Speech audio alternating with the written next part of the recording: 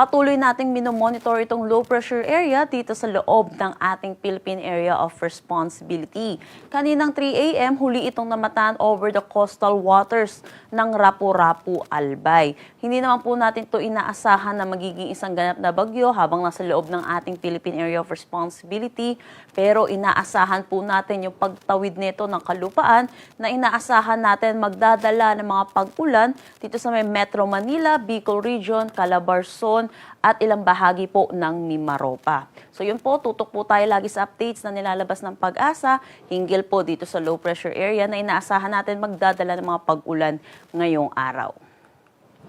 Para sa magiging panahon natin ngayong araw dito sa Luzon, dalawang weather system po ang inaasahan natin na magpapaulan. Una na dito, yung nabanggit kong low pressure area na tatawid ng ating kalupaan. Ito po inaasahan natin magdadala ng mga kalat-kalat na pag-ulan dito sa may Metro Manila, Calabarzon, Central Luzon, Bicol Region, probinsya ng Mindoro, pati na rin sa may Marinduque at Romblon.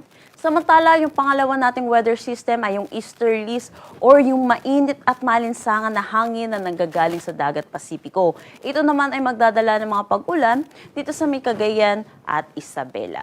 Sa nalalabing bahagi naman ng Luzon, dito sa may Ilocos Region, Cordillera Administrative Region at nalalabing bahagi ng Cagayan Valley, inaasahan naman po natin magiging maaliwalas naman po ang kanilang panahon. Pero asahan din po natin yung mga localized thunderstorm lalo na sa hapon at sa gabi.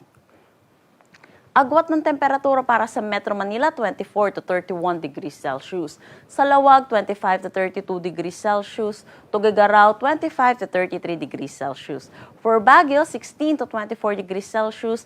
Tagaytay, 22 to 31 degrees Celsius. At Legazpi, 24 to 32 degrees Celsius.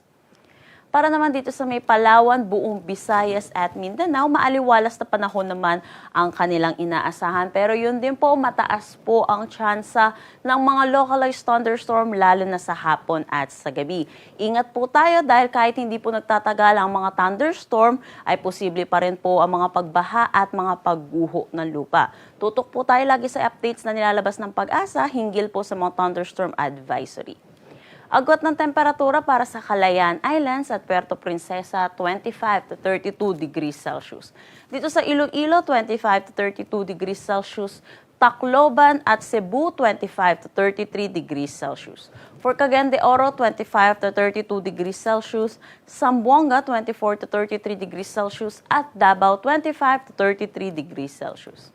Wala naman tayong nakataas na anumang gale warning sa anumang seaboards ng ating bansa. Pero iba yung pag-iingat po para sa ating mga kababayang mangingisda at may mga sasakyan maliit pandagat ay posible po yung mga localized thunderstorm kaya makakaranas pa rin po ng mga pag-ulan lalo na po dito sa may region po ng Bicol. Ang sunrise mamaya ay 5:39 a.m. at ang sunset mamaya ay 6:26 p.m.